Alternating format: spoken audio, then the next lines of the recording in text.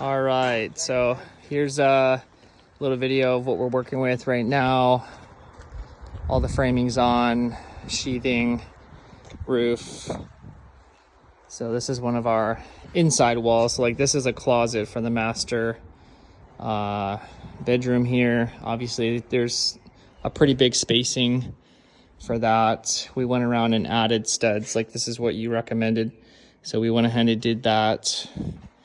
And this was supposed to be just a single wall construction here. So there's just siding that's going to go on that would be visible from both sides. Over here, I would either put siding on both, or I would just kind of box out the pipe to hide that. But there's a lot of closets like this one over here, same thing. You know, this is another closet space. This is a closet on this side for the bathroom, and then this is a closet for this side for this bedroom.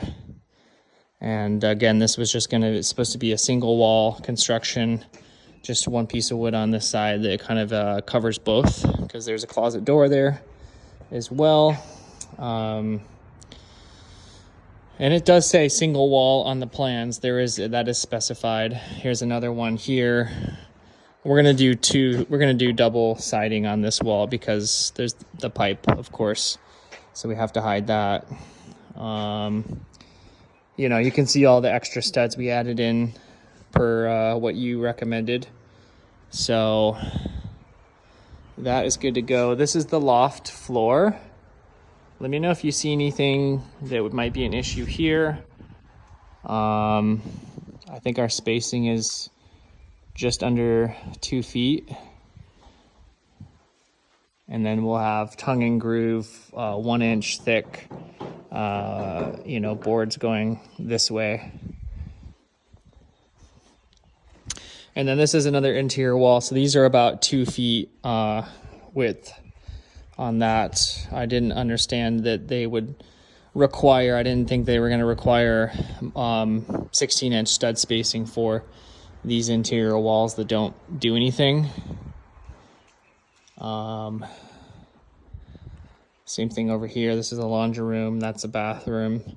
We did add an extra stud in there just because we had to reconfigure it. But here's some more. You know, you can see a lot of our inside walls are just, you know, pretty big spacing, 2 feet, 3 feet, that sort of stuff. These are just all closets. That's a pantry. This is a little nook that we made for the refrigerator to go into. And then this is a little closet for inside the bathroom. So that's pretty much all the inside walls. We don't have, you know, it's a very open concept.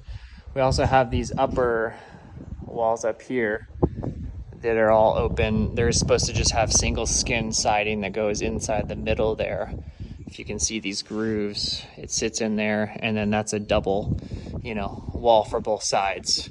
So that's basically like that on all of the upper walls on that side and over on this side.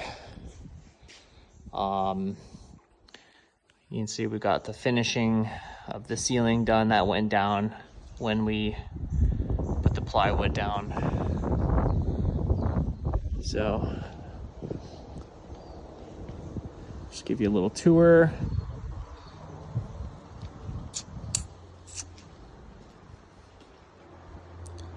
I did have a question about this roofing as well. I got a standing seam roof.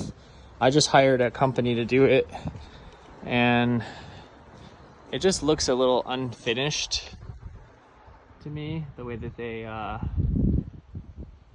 it's so bright, it might be hard to see this. They just kind of like cut it and wrapped it around, but it's kind of messy, and some of them are crimped like in the corner. And I asked Forrest, he stopped by today, and he said you might know what the kind of standard practice is on this, but you know, seems just kind of messy and ugly and not really finished the proper way. And some of them are bent in the corners a little bit more. He said something about that he thought they should be kind of tucked inside instead of just wrapped around, because then if it's like this, you know, the water's going to run down and basically hit that. And luckily this is all aluminum, so I'm not as worried about rust, but I would imagine if it was steel, they would have to do something special here on all these ends and that sort of thing. But yeah, if you could chime in on that too, I would really appreciate it. All right, well, I'm gonna, I guess, stop. We only put the vapor wrap up there because of the roof, and then I said we should probably stop in case they wanted to inspect the nailing. I was also wondering if we have to put vapor wrap on or if you recommend it. It doesn't say it on the plans, so I don't know if we have to or if you just would recommend it. But you know, there's a lot of seams where it meets the post here on the side, and you know, we stapled it, but you can see it's peeling back. So I don't know if we need to maybe go back and staple it more, or how the inspector is going to feel about that, or again, if you just recommend it based on your experience. But those are kind of just some of the questions I had. So all right, video is pretty long, so I'm gonna go ahead and cut it off.